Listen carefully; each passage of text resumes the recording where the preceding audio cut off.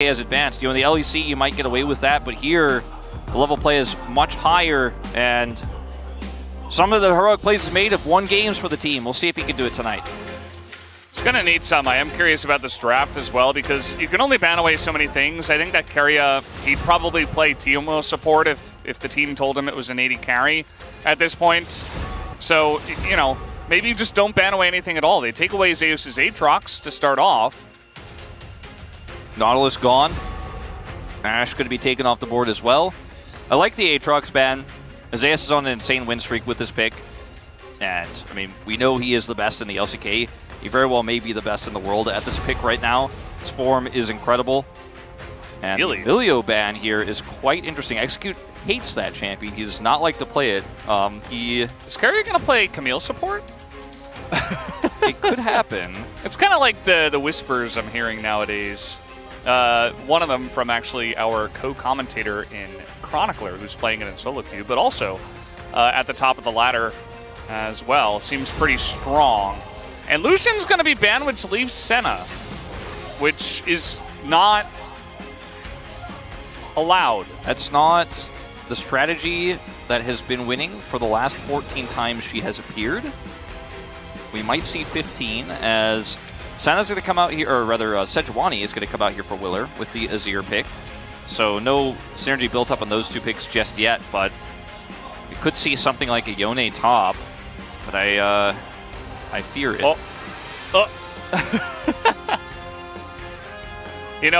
Faker is on a 9-0 streak with the Orianna in this season, I should say.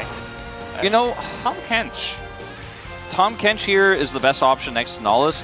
I wonder if that was the strategy from T1 is to ban the Nautilus. It's a good pick for Execute and just give FearX this false sense of hope that, okay, well, they banned Nautilus, so they're not planning on playing this, right? And of course they are, because it's the best champion in the game right now. But the Tom Kench does come out here. That's a known quantity as well. Faker also on a huge winning streak on this pick, even larger than the Senna win streak that we have here in the LCK on the Corki.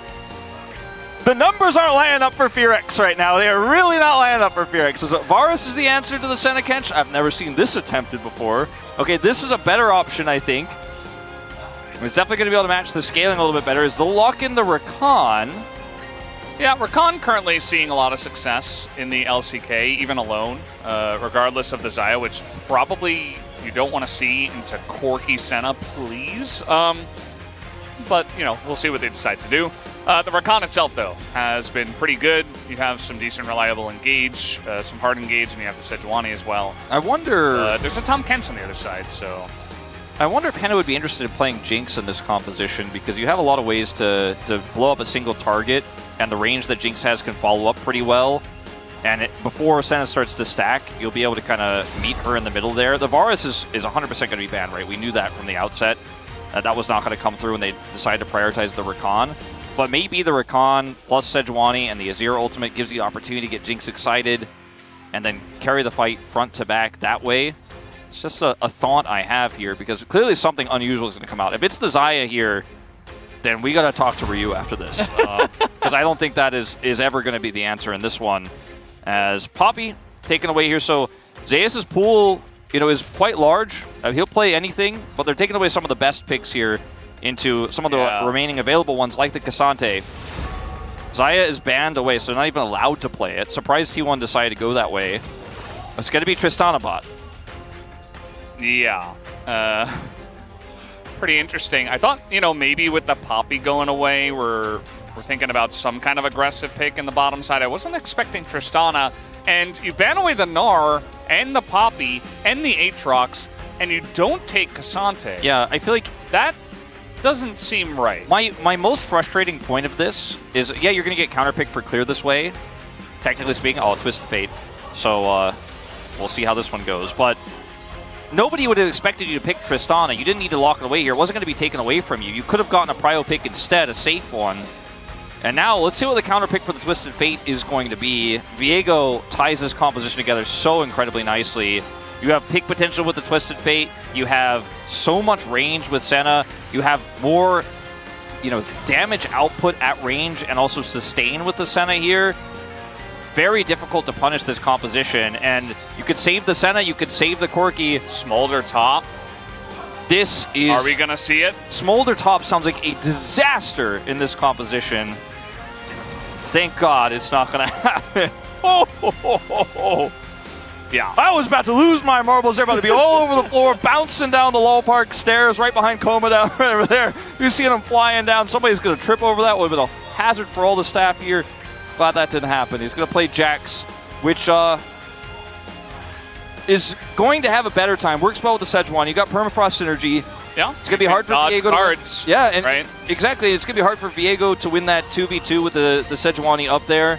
Definitely a strong pick here for Clear, and it's obviously one that he's fallen back on many times this season. Comfort pick for him, a pick that he's played so much last year when Jax was actually at the forefront of the meta. It was one of his better picks, so I do like this a lot more than Top Smolder, which might have actually just been a hover trick there, but good luck stacking that one up. We have seen it in other regions, I believe, and solo queue, but yeah, with what they already had, that seemed a bit strange, to say the least. I'm very surprised Cassante was just kind of ignored, right? They elected to go for the TF blind instead. Is that Jungyeon? Yeah. It's Jungyeon! Hey, what's up? Cheering for Fearex. She's with another announcer as well. Worked with her on Cartwriter, so hanging out. All the announcers, they know each other, they're friends with each other. They're going to come watch League of Legends together. As this T1 comp, it does everything, and it is going to scale. It is going to have mid-game power. Fearex, let's see that Tristan execution. That's all I could say. It's going to need to start in the bottom lane. Let's see it. Game number 1 starts now.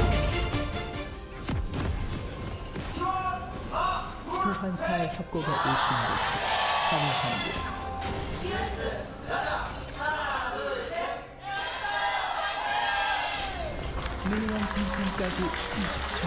Little side note here in the early game for you guys who don't know Jungyeon, former announcer and host here at the LCK, also works now for Valorant and does a lot of the events there. I would assume the majority knows, but yeah, you guys who don't know, we're like, hey, it's Jungyeon. They're like, who's that? So clearing that up, but yeah, here we are in game number 1, T1 versus Fearex, and they have gone for some interesting picks. It's no crazy to carry for Keria, but he is a long-time fantastic Tahm Kench player. Yes. And they got Senna. And they're playing TF top. And the Tahm Kench could save the Senna, save the Corki, even could save Owner if he's trying to go in there and get the, resets going in a skirmish. So I feel like the Tahm Kench is going to get insane value as...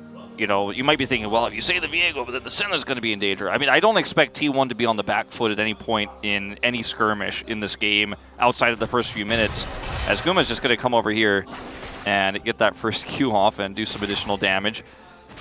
Hannah, I feel like this entire game revolves around, as the gold or red card slow is going to be huge. Yeah, they're going for the Counter-Strike first.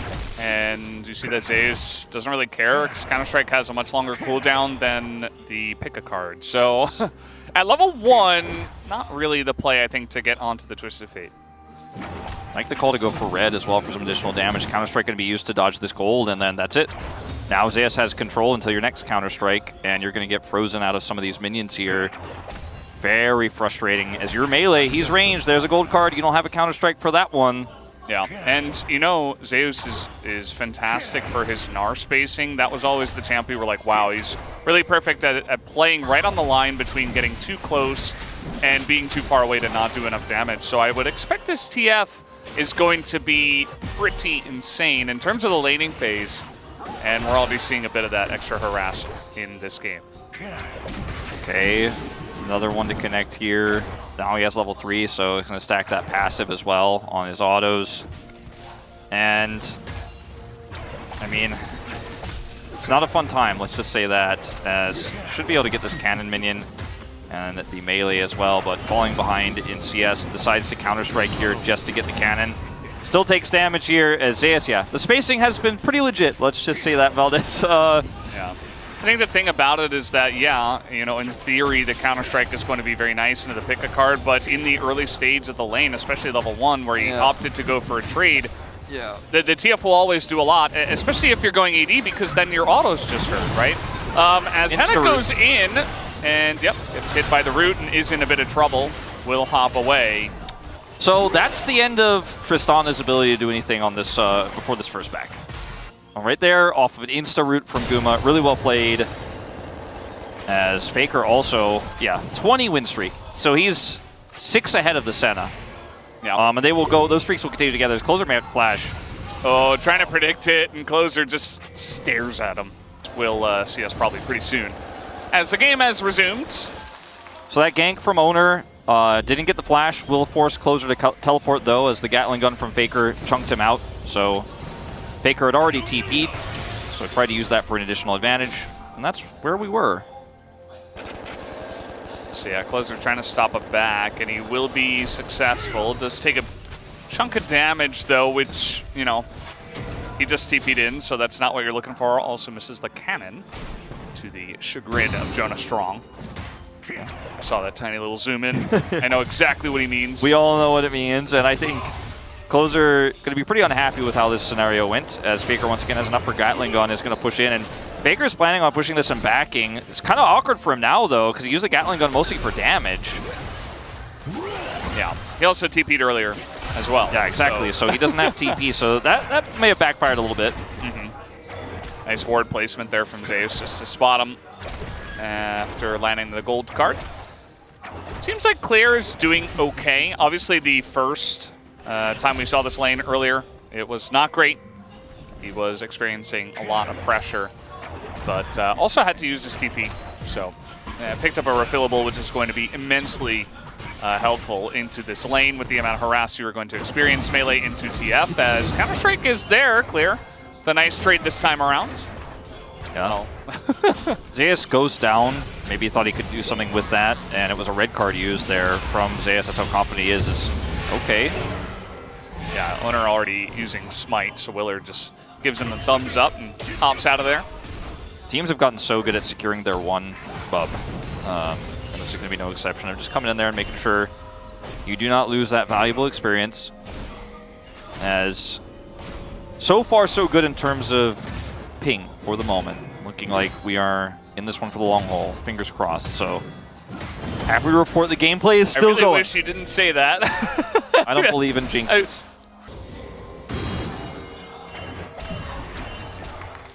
Yeah! Big crowd applause. As Zeus will see this Sejuani, and they're going to make something of it. Definitely not scared to walk straight at them. Now he's probably going to have to flash. He misses his flash. Flash in from Clear, and they have first blood onto Zeus in the top lane. As now Owner going to get frozen up here. And he will be in trouble as well. One flash, one auto will get it done. That's 2-0 for the Sejuani. Gotta say, control wards are the enemy today, Valdez, as we mentioned this in the draft. You don't win the 2v2 Sejuani Jax versus Viego Twisted Fate. It's very difficult to do. We'll be able to use his ultimate to get back to lane very quickly here, and might even be able to eke an advantage out because of it. But still, staying for that control ward a little bit too long. Flash not going over the wall, and he is not going to be happy with the result. But he will be happy to continue his CS advantage, deny some farm from Clear, potentially grab another plate. Speaking of plate grabs, the Sejuani, or rather the Senna, Sejuani's not here, and so therefore the Senna is going to grab some plate gold herself. Not normal, not advised to allow, but it did happen, as Guma is in a very nice spot in this game. Feeling pretty good about that bottom lane. Execute going up to the top side to try to help out. And we'll see how this lane does continue. You can see that even with Execute here, can't really do much because at the end of the day, especially early on, like Tristana does not match the range of the Senna, and Tom Kent is quite strong at this point in the game. So unless you're going all in, you're just kind of sitting there eating harass. And so that's... They're under the turret. Now Execute is here. Also, Sejuani Willard did come down to the bottom side, made himself known. Yeah, we'll watch this play one more time as Willard backs off. Owner isn't really in the vicinity, and Zaya still commits to grabbing this control ward. Then, unfortunately, unable to get over the fat part of this wall here, goes down. It actually looks like he didn't even try. Yeah. I thought he failed, but actually just flashed towards Owner. And maybe if it were 2v2, they could have made something happen, but with execute there, it's just a done deal. Yeah, I'm not even sure if they could have been able to, but obviously it's a 0% chance with the Rakan there, as you say, and I would have advised going over the wall. He does not go over the wall, let's just say. Don't know if intentional or not, because the angle is a little bit ambiguous there. Might have just been he was going towards Owner, as you say. And, you know, still, obviously, with his ultimate, can get back up to top side, maintain that CS advantage, grabbed a plate. Let's see if he dies this time around to Willer, who does have his ult back up here, and is trying to make his presence unknown. So far, successful. And look, Owner he's not aware of this, but Zea's playing respectfully, and nothing's going to come of it. Yeah, Clear also standing on a ward. A little bit suspicious, but let's see if Zeus reads the situation. He is up against this right wall, and he does not. He is going to get knocked by the Sejuani. There is the Permafrost as well, and the Sejuani ultimate, and that is the second kill onto the TF top, which the TF tops have been having a hard time of surviving today. Well, people are super annoyed with how oppressive the pick can be, and you need jungle attention if you are going to have any chance of getting this Jax to be relevant. 20 CS down regardless here still. After the play, he's far from relevant, even with the assist he picked up earlier and an additional kill going over now. But it is at least going to keep Zeus down for the meantime, as it looked like Zeus really was aware. But I guess maybe we gave him a little bit too much credit there and wanted to come out and push an extra advantage. Permafrost there after the Counter-Strike, clean to stagger those CCs to make sure that he does go down the ultimate as well, kind of cherry on top for Willer at the end. So 2 kills for the Sejuani. Clear's picked up 1 himself. But it doesn't mean by default, it just means that Jax is now going to actually have a good time, but at least he's got some gold in his pocket. And maybe later on he can be a threat in this game. It's going to be tough. I mean, we talked about the draft a lot earlier, and it hasn't gotten much better since. The 3 kills to 0 may seem like a great start here, but remember this bottom lane is getting stronger by the moment. Yeah, and the CS difference in the jungle as well as the top lane is still pretty prevalent, right? So T1 hanging in there in terms of gold and keeping it even. They also got the Infernal Drake. Fearx did get 4 bubs, but I don't know why I said it like that, but either way, they did get 4 of the Void Grubs. Some boibs? Some boibs.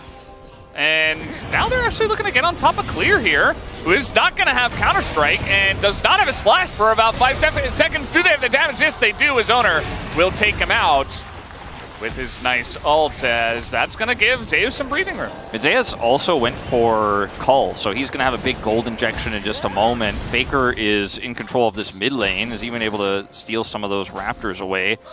And Zeus just walks up to Clear, and Clear has had enough, wants a Counter-Strike, and wants to put the threat on, but he's met by an angry Viego. And now he's going to teleport back here. We'll miss the cannon, unfortunately. No! Oh, no! Okay. See, I can jinx anything, Valdez. You are all powerful today, Wolf. Don't you dare mention what you mentioned before. Nope, I will not. Will not be mentioned. In fact, I feel like it's just about time for a pause now. What? See? It didn't happen. Wow. You are just... I'm in control, actually. It's all about what I say, so... I guess so. Be nice to me. I will make you perish. It's only an 800 gold lead because of the deaths of Zeus in the lane. He's still 800 gold ahead. Twisted Fate passive, plate gold, and the 30 CS. CS, yeah. I mean, that's just the way of the TF. Like, this is part of the reason why after the buffs, people were like, well, this guy is just a really strong pick nowadays, and he's very flexible. They picked him in a spot where he couldn't be flexed, which was at the end of the draft alongside of the jungler, but still, just able to pick it blind as well. I mean, there were a lot of power picks that were taken away. I was surprised to not see Cassante try out at all, but after the TF came out, it seemed like Clear wanted to play with the Jax into it instead. Let's see if he falls for it again here. Counter-Strike, kind of trying to bait him, it looks like. See if he falls for it. I don't... Fool me once, shame on me. Okay. Here we go. That's the Rakan right under the turret. Doesn't care. Very nicely set up here by Execute. Quick and fast. Gets the job done. Zeus had Flash and Ghost and just simply did not react quickly there. Might have died either way because of the Rakan ultimate. You know, you flash it, still get charmed by it, still get caught and taken out, but yeah, didn't overextend his. Meanwhile, who wins this trade? I think it's the Tom Kench, and he's going to have some help from Guma as Flash comes in and one lick would get the job done, and he hits it. Karriya just going to solo Henna. Oh, man. I mean, to be fair, he had a Guma ult. It's not 100% solo. he had Guma's Guma wasn't ult. there. He wasn't there, but his ult was. True. I don't know if it really was the difference maker, though, to be honest with you, Valdez. As some fancy footwork from Henna to try to avoid that stun and the final lick, as Owner is alone. Yeah, ult's going to come out here. He's got Rakan nearby as well, but they have taken quite a while to get in onto Owner, and they don't necessarily want to enter the jungle. Although now with 4 people, they got a Jax over the wall. It's Guma in a lot of trouble. He will flash himself to get out with just a tiny bit of health, as now Owner might pay the price for it, but don't execute. Nearly going to go down. Owner looking for the kill, as maybe they did go a bit too far, as the rest of T1 is coming in. So many low health bars here on the side of FearX. And the last person to join up, as Guma's looking for it. He will pick it up, as Execute now doesn't have the damage to take out the Senna, and T1 eventually will win the fight. That's just T1 things. It seems winnable. It seems like they've overextended. It looks like the gaming is a little too happy. And then you feel like, okay, well, I got this as Karriya. He's having a great time. We're not even going to watch that. He's having fun. We'll watch the other one instead. As yeah, it's just Tristana thinks that she can win this fight and actually gets devoured here after the ultimate, so actually makes her further away from her turret. I think he called for the ult too. Not 100% sure on that. Well, doesn't miss the Q, and that's that. Over here, this is trademark T1. One person against the world. It's usually Faker. In this case, it's Owner. And then the rest of the team is super split on what the call is. They're waiting for clear. They want him to make this engage over the wall. He's got flash. But then Guma flashes the wall before that last auto goes off here. And at this moment, you have to continue the play because there's no way out, right? But there's a turret here. They don't have enough range to actually follow up on this. The Tristana, if she's here, she has a field day, but she's not. So T1 just clean it up. And it's a massive advantage for them now after what looked like maybe Owner getting caught. He just bought so much time. Flash and ult available. And then the gold card here to save Guma. I mean, you get nothing. You lose, good day, sir. You know, it's a Willy Wonka moment. Yeah. Pretty rough stuff for FearX. Looked good at first, but not meant to be, I suppose. Nice little jump in the graph for T1. As some low turrets that maybe they're able to get. A nice ult goes in on Zeus as they're really trying to bully the TF. And they will be successful in doing that at least. 2 kills for This Is Ear. Starting to get online. Sitting on the Gnasher's Tooth and the Aptome right now, but we'll be able to grab a turret for his trouble as well after the play. So very successful knockout of Zeus this game. 4 deaths. Like Keen before him, ended up still winning that one, despite having all of the attention onto him.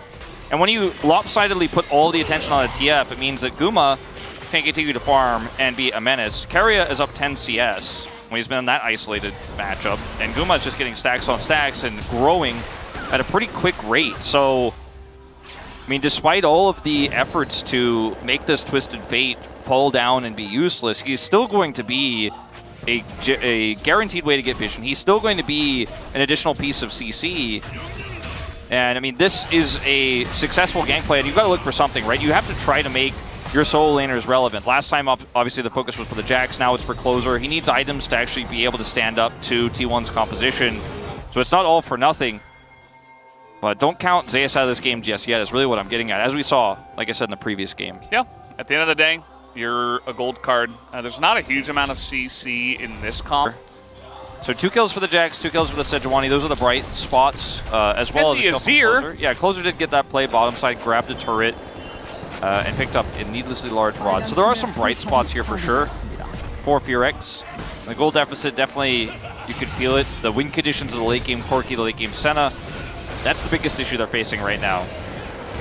Yeah. T1 coming in here, taking the blue buff away. Nicely done on that. We don't have another dragon here. It is Mountain Soul for about 2.5 minutes. So just trying to take away some of the jungle as they can. Zeus off in the side lane ready with his ults, if any action does break out. You see, he was moving over. They thought maybe something was going to happen. But yeah, as long as he's farming in a side lane, will be very annoying as this game comes along. Clear does have teleport. That turret is down bottom side. Not much for him to do now at this point in the map, because both of the outers, top and bottom, are down. So to wait for a bigger objective as an owner should be fine. He's going in. He's like, no, we win these. And he is going to, you know, essentially swat them away. Not taking too much damage either way. Owner's roots have been, or rather, Guma's roots have been very accurate this game on the Sejuani. Saved him against that all-in. Sejuani. Sorry, I keep saying Sejuani instead of Senna. It's because there's a Sedge in the game. And you know, in Challengers, we did have Sejuani, Senna, Seraphine. Yeah. Not in this this one, though. As I think that's like the 5th time I've called her Sejuani instead of Senna. But yes, Guma's roots on the Senna have been very good. Seraphine? No, just Senna. Oh, okay. It's not Kwangdong playing. They're the ones that play the Senna. Sometimes with Sedge, sometimes with not Sedge. But anyway, when we digress, the Jax on the side can be an issue later on if given enough space. When, for example, a Baron is being postured for. Right now, is just going to be left alone. We see a back from Zeus here. Dragon up in 45, so need to prep for that. He has the Destiny online, but obviously it's not completely global range, so probably going to catch this wave topside here to time it. Right after you were talking about how good his roots were, he just missed one. You got something to say about that? Look, I didn't ask for these powers, but notice the break wasn't that long, I'm just saying. Notice how you have a big responsibility with these powers, Wolf, so be careful. Yeah. Hey, hit that one. Maybe you also have. Maybe you have. I don't think so. Not compared to you. Not based on what we've seen. Willer and Closer kind of hanging out in the enemy jungle, and they're being closed upon pretty quickly. Maybe trying to get something done to the TF, and now you see that Zeus just joins the team. And now Closer and Willer are just running. Here is a TP, but there's a V. Oh. Yeah. We're unpausing. And not much that Zeus can do. Again, just over the top, the Senna ult comes in, but he is doomed. Pause or not, that was going to happen. And again, Virex just keep attacking the side lane. I went to get some more hot water, and I failed because the Korean broadcast resumed, and then I ran back here. So I'm very much jumping back to the action like everybody else. Yeah. You're kind of like the Jax. I do run, quite regularly, but this is kind of like fear on top of, the small amount of running I did, like about an 80-meter dash to get up here. Okay, we're all right. Whew, that was very scary. You also had to climb some stairs. Yeah, I thought I was about to be fired, but I made it. We could always do the Valdez solo cast. And or the Wolf one if I... And Ji-sun got my back. She waited for me for the unpause. Unfortunately, that'll be the 5th death for Zeus. And to bring it back to the game state for just a minute. Okay, Owner, going in. Yeah, bit of damage on Execute, gonna force the hop out of Henna.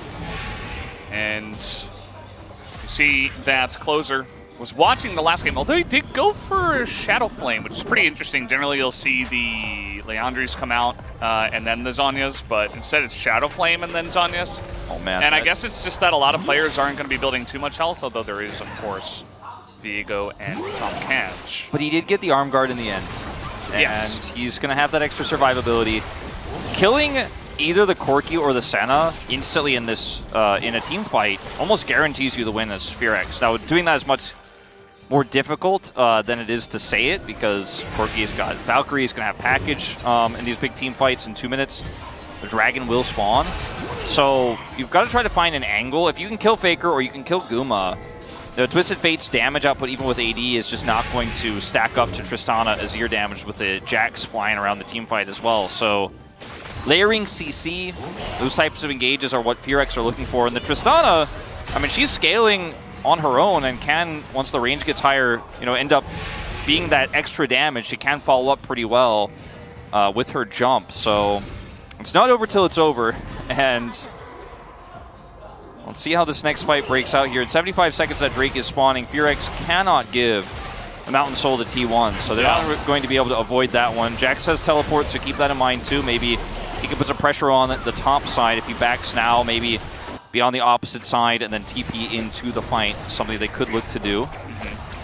It's kind of interesting that amongst all the issues is like both of these teams, they just want to sit back and scale. Neither team is like, okay, we got to end this game. It's like both teams are kind of just sitting back, scaling either their Corki, Senna, TF, or their Azir, Triss, Jax. And so we might be in for a bit of a longer game. And hopefully things remain stable. But yeah, gearing up for this next Drake. It does look like Fearx does not want to give this one up. They are going to make a stand here and try to deny the Mountain Soul away from T1. And T1, you know, they could try to trade this for Baron. This is what the 3 Drake advantage they have really leads to, is close call there on getting caught by Guma. There's the package take here from Faker. He's got TP as well. They absolutely are just going to contest this directly.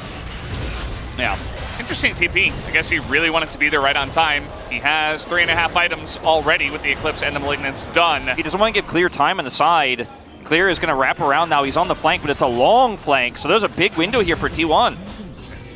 Yeah, the package, I think, is going to be pretty critical. Clear is on the flank, but they have pinged this out. They do spot him with the Senna. His damage already getting in on this one. We do see the TF ult utilizes. He is going to get in onto Execute, who has a Mikhail's very nicely timed as the package comes in. And T1, they are isolated as Zeus is very far behind this fight. But Execute is getting pretty low, and now Clear is getting slowed up as Keria is just in the back line. The assassin, Tom Kench, gets the job done and will take out a couple of members eventually with the help of his team. That should be the Soul going over to T1.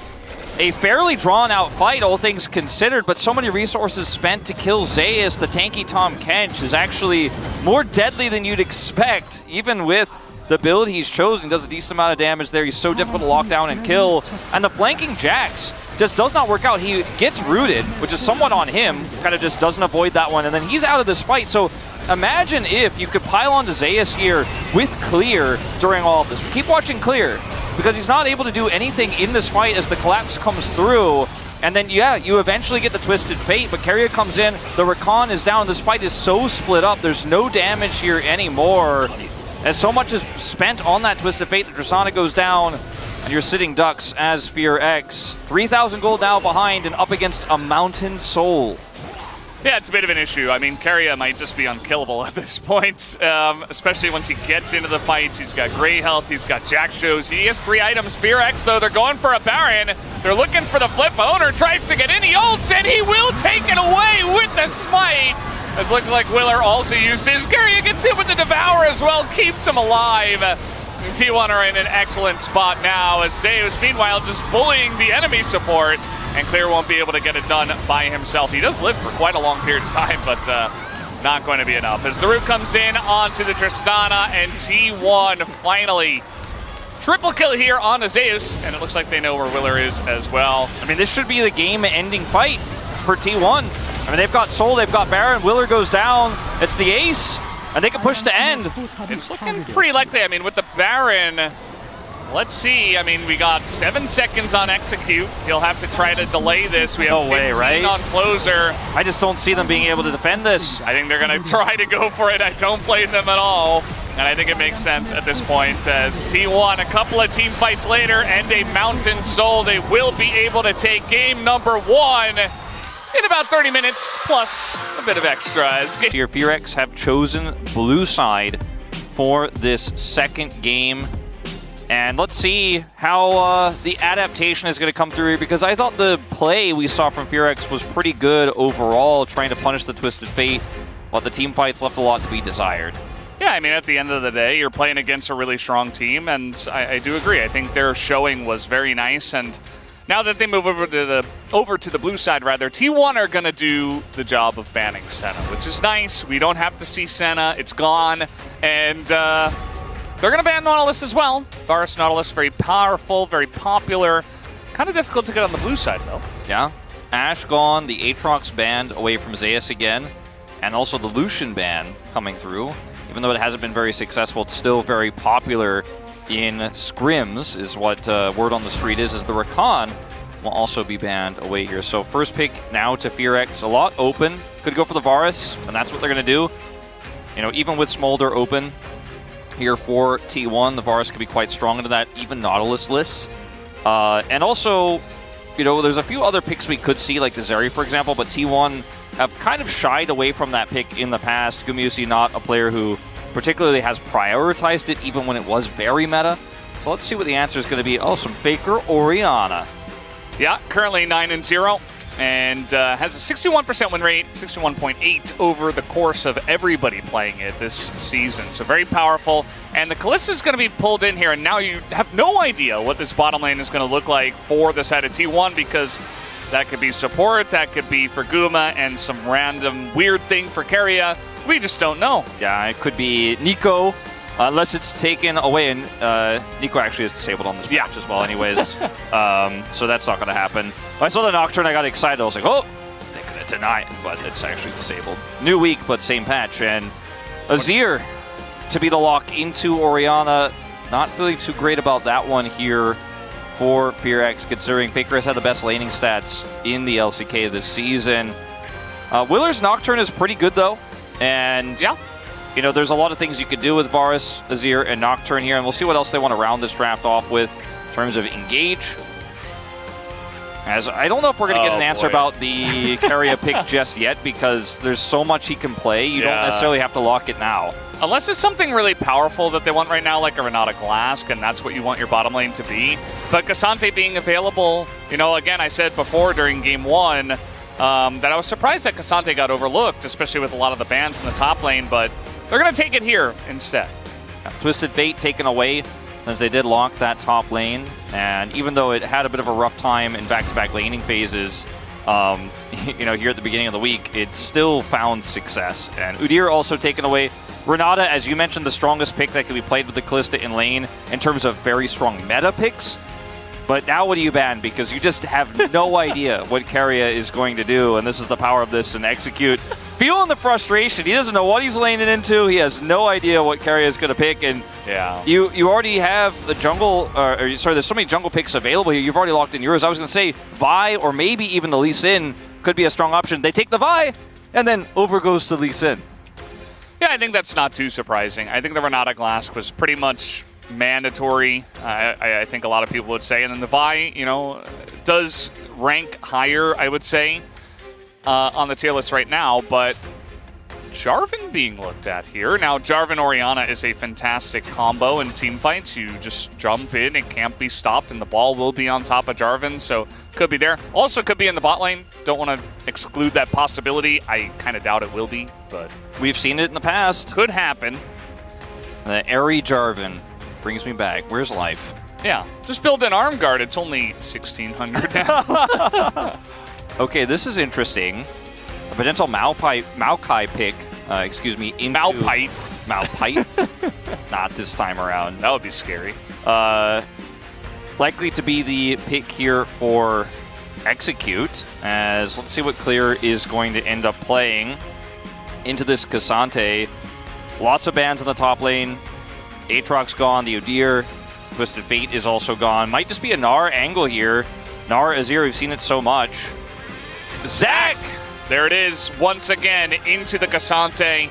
This has been done before in the LCK. It was also done yesterday in Challenger League. Saw a couple of games of Zach. So slowly becoming more and more popular up in the top lane, especially. Can work really well with Nocturne, too. Really long engage range onto the carries, as it is Kalista who will have someone she can Fate's Call. As this gives me, you know, more questions than answers. We know it's going into the bottom lane. We know it's going to be played by Keria, because you can't play Jungle Hui, so that's not going to be a thing. But well, will it actually end up being successful into the Varus is the question. I mean, we've seen support Hui quite a bit this season. Barrel started us off with that. You have really strong push in this lane. You're going to outrange the Maokai. It's going to be very difficult for him to engage onto you. And you have a decent amount of CC as well. You could speed Kalista up. So, I mean, I do think this is a strong pick. It's very experimental, but also immobile. And I worry that if FearX get ahead with Nocturne Zac, and you're trying to play this, you're not going to have as much utility or safety or appeal. Jarvan also very binary, so while I think this comp absolutely can work, and T1 is cooking their happy game in a little bit, I'm a little bit concerned about how rickety it can be. It's very fragile, and if it falls behind, I'm not sure if T1 can pull this one off. If there's any team that can, it's T1, though. I think it's a bit of T1 saying, hey, we are the better team. We're going to win lane. We're going to utilize that to just avoid any of those issues you were talking about. And they've done that many times in the past, but also there have been times where they have taken risks and team have actually beaten them in the laning phase and have done it. So these are two of my favorite champs right now, actually, Zac and Nocturne. And generally in the jungle, but imagine if you put them together on one team with the Maokai. Too much power. How do you get away from that? I'm curious to find out as we are ready to hop onto the Rift for game number 2.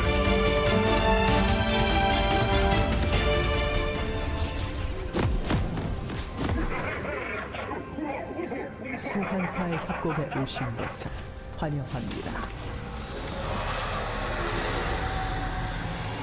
So what Zac said there was, what he said was FearX fighting, actually. I didn't know you were fluent in Zac. Yeah, I know what he's. You know, I've been chatting with him. I've been on Duolingo, trying to pick it up. You know, the funny thing about these comps is, I feel like if you took the nameplates off and you told me T1 drafted what FearX put together, I would 100% believe it. You know, it's one of Owner's best picks, the Nocturne, right? We know Zeus loves the Zac, and Carrier playing Maokai would not be a shock to anyone. And if you thought about Faker Azir, it's his most iconic champion, arguably. So next to Orianna, which he is in fact piloting as we speak. Yeah. So I feel like it's really fun to see FearX pilot this one into T1, and both of these teams bring in a different idea to the table. Yeah, it's pretty cool. I like what FearX have brought in here. I think that the Zac in the top lane is great. A lot of champs, I said it before, they have good matchups into the Cassante. But again, it feels like Cassante brings more in general in the game state, in the team fights later on. But the Zac, you know, imagine if you can get even more tanky, but with more farm in the top side, and you're having a good lane state. You're essentially feeling pretty free against the Cassante, as Guma is going to take a very nice trade here already.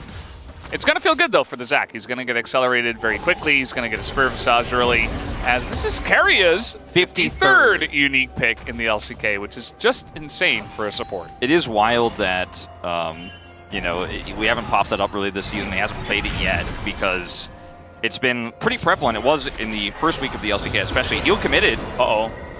The Maw comes through, and they're going to thank themselves for using that heal and just trying to avoid as much damage as possible because they were sprinting at them there. Tempo heal trade. Yep.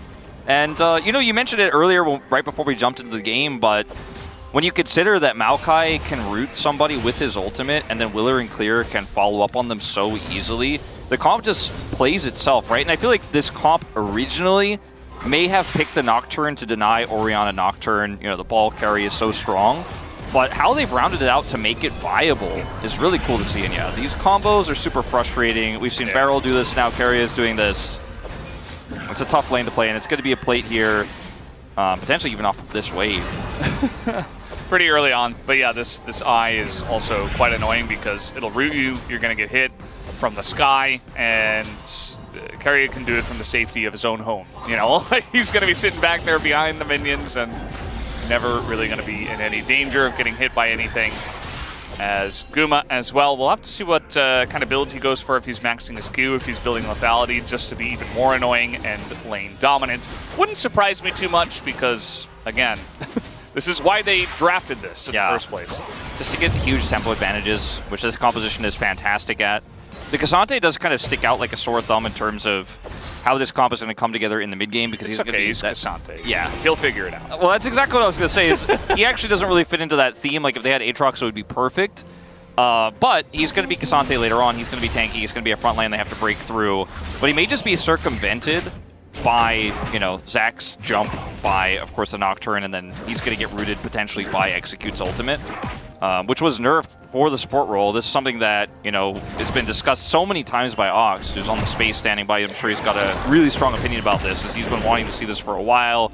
Talked about its win rate and solo queue a lot at the beginning of the LCK, and we just really didn't see it. But it's finally coming out now. Look at those CS numbers in the bottom lane, by the way. I mean, he is just not having the ability to play the game. Like, he's tied with Execute basically in farm right now. Yeah, I mean, it is what it is. I think you should know what you're getting yourself into. Especially, you know, going for the Maokai support, it does have a ton of value, but you are also melee, and eventually maybe they can find an angle where they can just run at them, but for the time being, Callista Hui is just too oppressive, and speaking of kind of have to take it. Speaking of oppressive, Al, just look at that mid lane too. Drafting Azir into Faker's Orianna does feel a little bit uncomfortable. Yeah. Teleport timing here, a little bit awkward. Faker came back first. Closer trying to rush back to this wave. Finds himself 10 CS down, and Faker dominates these lanes. He has the best laning stats in the LCK right now. Chovy coming up as a close second, but Faker is crushing it just in general, and leaving this up and then picking the Azir into it. At least in the early game, is going to feel terrible. You know, you got a good draft in terms of how team fights are going to play out and your combos with the Zac, with the Nocturne, etc. But in terms of prio, you know, bottom side of the map, it's not there. Not going to happen. Doesn't exist. I think that, you know, especially early on in spring, we were calling the Void Buffs kind of consolation prize. I think they basically still are, although junglers like to get them early just to, Closer a little bit away from level 6. He finally gets it. Unfortunate timing for him, as he was definitely trying to go in with the Nocturne to try to set something up, maybe force a flash, but doesn't quite get it as the minion did not die. Yeah, the minion timing there, not what he expected. I think he thought he was going to get it on the slide, grab Faker's flash, worst case scenario, but with Willer there, if Faker does not flash or misses it, then he dies. So nice attempt, but ultimately does fall flat on its face. And yeah, this just keeps happening down here. It's going to be a sad, sad laning phase for poor old Hannah. Yeah. And yeah, looks like Guma has a high level Q as Execute flashes in. And then he walks away. As now, Ignite is coming in, and the Nocturne level 6. It looks like this will work out as first blood given over to the Nocturne. Baited! Got him! And outsmarted. Baited, outsmarted! Oh, you thought Execute wasted his flash. He's going in. And T1 is like, all right, come on over, come down here. And it's just one of those moments where you're like, oh, Execute. You poor, poor support who always engages no matter what, even if it doesn't make sense. But with Willer there and with level 6, look at where he is. He's just on Krugs. And this is probably a call from Execute, because look at Willer. He's finishing the Krugs here to hit 6. And then Keria comes back in, and Willer is like, well, I'm getting 6 off the Krugs. Execute's paying attention to the map. He's paying attention to his jungler. Willer goes in. And I could just imagine the nice right after this. Yeah. I can hear it. True. And Closer, yeah, he's fine. Although Keria is on the roam just a bit. Timing here with Guma just a little bit off, so he's going to spend some time in mid just to help out, as will Execute and land some more poke. But yeah, it's a nice kill. I mean, that's what you want on the Nocturne. It does look like Willer will be going for the Stridebreaker build once again. I've mentioned it before, I think Hexblade is very good for solo queue, but maybe for the pro scene where you're not ulting on cooldown, it does make sense to have something that makes you just a bit more sticky to make those ults more powerful rather than just getting more of them. Yeah, especially into a team like T1 that's so good at slippery, slipperily getting out of... slipperily slipping out. You know, call Slippy from the Star Fox team. Yeah. Figure this one out. I don't know. I need to get bailed out. But yeah, no, they are very... Ronaldo was banned. Sorry, Wolf. They're very good at... It's been a day. But look, they're very good at getting out of very sticky engages. And speaking of getting out, he does. But yeah, I think the Stridebreaker, I think it's very good in pro. I think you make good points. This lane is starting to kind of turn around a little bit after we did see that kill from Willer. And Henna still 20 CS down, but he's got that Dirk. He's stacking his steer. You got to be careful going repeatedly getting hit by these arrows. He is outranged in the 1v1. Obviously with Hwei, that equation changes, but he keeps getting hit by these, so they're actually turning around in a big hurry. Yeah. And you look at the enemy team, if you're looking from Fearx's standpoint, this is a fantastic lethality Varus game. As I'm going to hold that thought, Willer is here, maybe looking for a dive.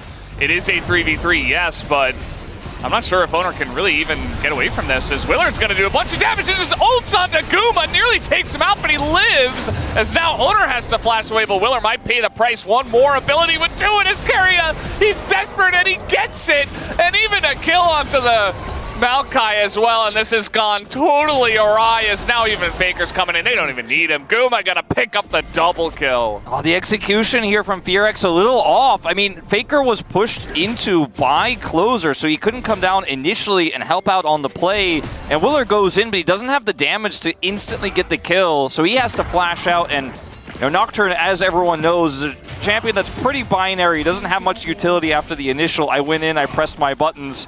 If you don't get the kill, you got to get out, and you're not going to be able to do much. And then Jarvan is there for the turn by Owner. So Guma goes super low here, gets the smite. Willer decides, okay, let's go in on this play because Owner's feared.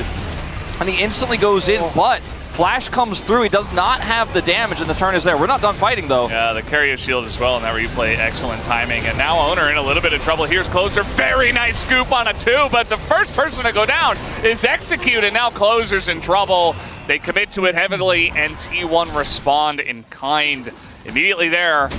And they have already taken about 1,500 gold lead in this game. Yeah, and it's not the first time we've seen Willer play this Nocturne pick, and then he makes some plays happen proactively early, but he's trading down, and he's the one who's picking up these really important kills, and it's not giving kills over to Varus, giving kills over to Azir. And that's really frustrating here for FearX because he's trying to be proactive, he's trying to get his team ahead, but he's really the one who's picking up a majority of that gold, and T1 are winning elsewhere on the map. And now the Kalista, who is still 20 CS up, has 3 kills, and T1 definitely have the stronger composition in terms of how this is going to play out in the mid game, and they already have the lead they need. And I feel like it's accelerated. It should have been a huge lead from the laning phase alone, but these skirmishes have really backfired for FearX, so now T1's going to have that 2-dragon lead. Again, expected, but 2 dragons plus gold is a little bit tough to stomach. Chemtech. Oh, Ox sausage. You know, Ox, he was a little bit... He had a lot of downtime, you know, he was feeling a bit bored. Either way, guys, we do have the engage once again. This is the combo. You press your R buttons, but now Owner's going to do the same, as he will just flag and drag out. And it's not going to have the damage. The follow-up not quite there. A little bit too far away from turret. Zeus is crushing this matchup. Yeah, he's kind of owning him here. And Clear's going to have to flash away from this, but he will proc the passive. At least he's got that, but that's not the way this lane is supposed to look. No, I mean, Clear should, in theory, be winning this lane, and, getting all-in on, totally worth committing the Ghost to get the Zac passive. That is super important for extended team fights with how they want to use the combo we talked about earlier, but also with Zac. We saw at the bottom side there, they end up getting a kill, but it's, again, a kill going over to Willer. As we're going to go back to this skirmish here, Willer is up a level. He has Execute with him. Execute's on the roam, and they think they have the numbers advantage, but Keria is also here, and it just takes so long to kill Owner, and Keria makes just so much of his value here with the burst, the speed up, also the shield coming through is just so much that they end up crushing this fight and get the turnaround. 2 kills for 1, even with the Emperor's Divide coming through. And then here, unfortunately for Owner, they're away from the turret, so his ultimate isn't going to get value in terms of pushing them into aggro. Yeah. Also, at the end of the day, even with Cleanse, like, you're just taking so much upfront damage, and Kalista can only do so much without her flash. If only, she could use Fate's Call to get herself out, that would be nice, but not the case, of course, as we are having a little bit of a scuffle here over the Bubs. Owner would like to deny some and get some XP of his own. As in comes Carry's going to land that ult now onto Henna, and that's about it. Execute wanted to Hex Flash in to take a little damage, but he was a little out of range. I just wanted to get away. Doesn't want to get hit by anything there as Henna backed off. Faker ulted in mid. We didn't talk about it, but you guys could have sussed it out. They it's never not funny. Guma in trouble again, but he's going to use the flash to try to get away. Is it enough? I'm not so sure. The damage is put into Execute, and at least it's traded back, as now Keria considering a 1v1 of his own, but Henna is very strong at this point in time. Yeah, pretty critical that Guma picks up that kill, actually, so really well played there. And a lot of damage, obviously, from Keria coming through. He does have his support item, Zazak's complete, so he is doing a lot of damage. He's also got some extra movement speed from his Ether Wisp that he picked up here, and he just went straight cooldown reduction so he could just channel those spells as quickly as possible. And so he's hit a pretty big spike here. He does a lot of damage. who watches once again. The flash, unfortunately, not enough here as Execute gets pulled back by the Maul. Ult comes through, and then Execute is able to get this as Guma's flashing, so he still follows through. And Aftershock buys him a ton of time here, but he still ultimately goes down as Guma's able to rend him before he dies. Otherwise, Keria gets the kill. Feels much better this way for Guma picking it up himself. Yeah. See that it's Shirelia's first for Keria, which is pretty interesting on the way, but, you know, it's got some AP, and I think especially against support Maokai, who's just going to be building, hopefully, Trailblazer and a lot of movement speed items and sprinting at you, you would like to be able to respond a little bit, at least, with Waste Kit and with the Shirelias. I'm not sure if it'll ever match, as Guma's dancing around the turret, ignoring Clear entirely, and now he's going to get to work onto this Zac, as Clear's going to be forced to use his ultimate ability. Looks like he doesn't have the hop, and he's in a lot of trouble. No more passive, and that's a kill onto the Zac. Yeah, unfortunately, the Kalista is just so big at this point, and the turret was so low, there was not much Clear could do in that situation. Tries to use his kit, but there's no teleport for Closer, so he can't come down and help out. That's the turret, and that's a kill. It's an all-out to Execute. Speaking of which, we are going to see the all-out here on a Closer as Zeus. Yeah, this is just insane. It's like, okay, bring me my next target. I've gotten the passive out of Zac. I've gotten the flash out of Closer on the Azir. And Keria's got the blast cone. Yeah, imagine if he had to blow his flash so that more action could be created in the future. But no, not going to happen. They've got everything on lock right now, and it's a 5-7 kill score here, so it looks like, oh, maybe if you look at the kill numbers alone, feels like a close game, but a 2-dragon lead, this turret going down, T1 sitting at like a 3K gold lead right now, and Clear doesn't have his passive from the earlier play. There's no save in this. If he had his passive and the turret was more healthy, he'd probably still be doomed, but he doesn't have either of those things, and so he does go down an additional time. And as you mentioned, Closer has to blow his flash. He is pushed out of top lane by Zeus right afterwards. Fearx do have a group up on this, but they don't really have control. Just because you're there doesn't mean you really have control, as Faker is going to back without teleport. So now they do have some modicum of control here over this objective. But again, it's Chemtech Soul.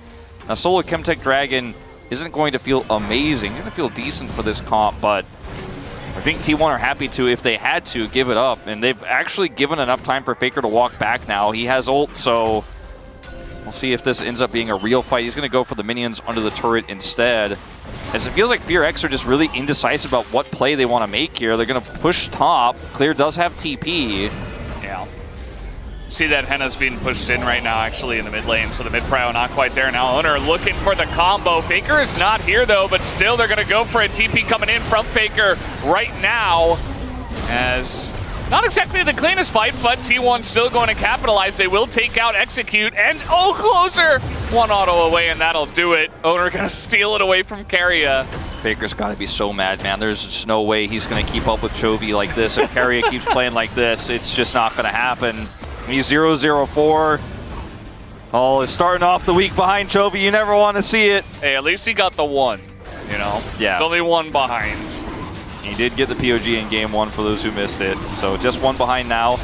But yeah, this is a really cool combo, and I think so much damage is done by Keria with this ult, with the Jarvan Cataclysm here. Look at Execute, he's already at half health, and then Closer also gets flag dragged into, survives, but he's now out of the fight, and they're just chased away. Execute's forced to flash, Faker chases here, and Keria just layers that damage on, snipes him from so far away.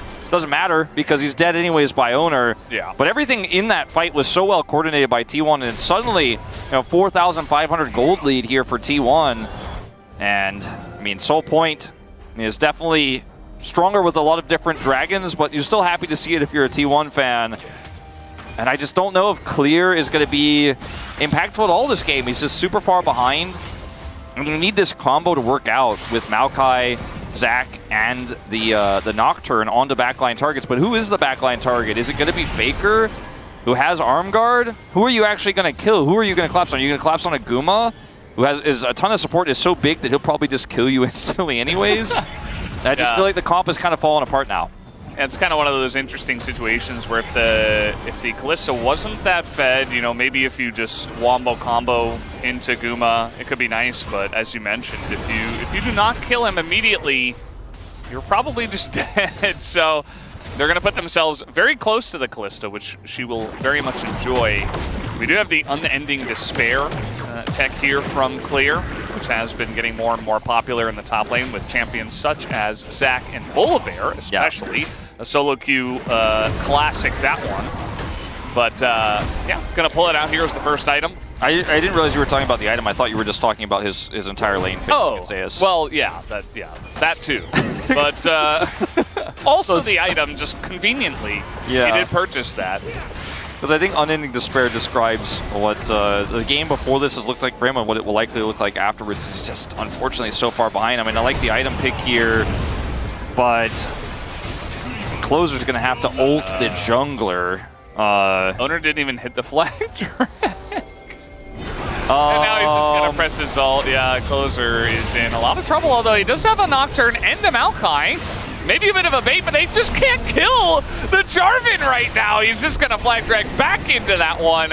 As meanwhile, Willer is... Evacuate! Doesn't hurt allied turrets, as it turns out, so he's okay. It takes a lot less damage when you knock it into a wall on this patch. As Clear's is going to elect to jump away. Definitely the answer when you're fighting into Cassante, I would say. Unending He's Despair. Ult as well. And yeah, you know, the Unending Despair getting a lot of value. You ever just do Baron, you know, after a play like that when fight's happening mid, you only have 4 people here. T1 does at 20 minutes, and it's gone. They have Callista. Nocturne doesn't have Alter Flash. They just do it. I mean, they probably didn't even see it until it was too late anyway. T1 very far ahead now at 42,000 gold, 21 minutes in. Clear teleported to a Baron that was gone as well, and the Herald is at least going to get some value up here topside. And now he's just going to back. Like, he can't even get this bounty gold against Faker. His ult is coming back online. What a disaster that play was around the turret, though, for FearX. Closer just staying, hoping that Willer could turn that around, but he definitely could not into a fed Jarvan, who was sitting on Cleaver. Now he has Warden's Mail. Wait, no, Clear! He canceled the jump because he was too far away because Faker went so far down the lane. Again, I think he probably will be able to kill Faker, just because the lane is so long. But he's really taking a sweet time with this one. I mean, Zeus has TP. And he's not going to even pull him back. Okay, well, that was not the way. All right. Well, I mean, he might have been called by his teammates, like, look, you know, Zeus might TP on you. Don't hard commit. Don't lose your passive. It's super valuable for this next fight, the soul fight. But, I mean, dealing with Baron here is nigh impossible. Faker's just going to TP into that one. And Sonya's as well. Kind of worth. I guess he denied some damage. I didn't even see any. He probably fat fingered, I guess. I don't know. It's fine. He has done that on occasion. He's not perfect, okay, Valdez. He makes mistakes. And now we do have a little bit of the combo coming in. The Maokai ultimate layered on top. This is what you want as Keria just not here. They finally kill Guma, but they have gone pretty far, and the wallets are really heavy right now for the side of T1. You dealt with one threat, but you didn't deal with Cassante, and that's going to force everybody to just flash away. Yeah, a lot of threat here. If the game state was even and the wallets were lighter for T1, feels like a really nice play, and you could have, you know, maybe seen this composition realize its potential in that moment. But alas, it is not to be. As Faker also with no arm guard could have been a good target here. Look at Guma, though, do so much damage before he actually goes down. This is exactly what we were talking about. Because he's so big, he basically killed, you know, 1.5 people's health bars in killing the support and actually then pushing Willer down to 1/3 health while dying, while the rest of the team comes in and then Zeus shows up and it's Dunzo. Keria, I think he's in a bit of trouble here. He's on the run. He's got Owner to help out, and Maokai just doesn't do enough damage, so nobody else can get in range. And now Zeus, oh god, that's a scary Cassante ghosting Adam. At least Henna will be able to pick up the kill. Nicely done, flashing in for that one. Can he get away from the rest of the team? It does look like yes, as Clear will do a good job of zoning. Zeus, though, he's running under the turret right now. And he'll just back off after that, but yeah, nice little trade. Execute does go down for the 7th time, though, as well. Yeah, Closer's going to try to grab some bounty gold topside. this inhibitor is just not defendable. TPing in, actually, as I say it, though. Let's see what they can get with this. I don't know about this. Again, this is kind of the broken up version of the combo. Faker just going to flash the wall. Guma still running away. This is what we were talking about. You can't get on top of him, and he's just jumping away from the jumper himself. It's the Zac can't get on top of the Kalista, and Guma will just laugh in their face and take them all down. Faker's going to steal the kill because why not? He needs some POG points. Don't think he's going to get them in this game, though, as Executor's just dead as well. Zeus, he's trying to bargain for his own POG points. Zeus ready to go home. He's done with this series. I think he's going to need a little bit more minions before that can happen, but they are looking to end this, you know, at 25 minutes, and I think they will. The tragedy of that play from Closer, too, is they didn't even get the bounty gold top. He TP'd in late. You can't kill that Kalista, and I wanted to give it to Carrier, but I might have to give it to Guma here. Yeah. I think I have to. That's what I would do. Oh, what a dominant performance here from T1.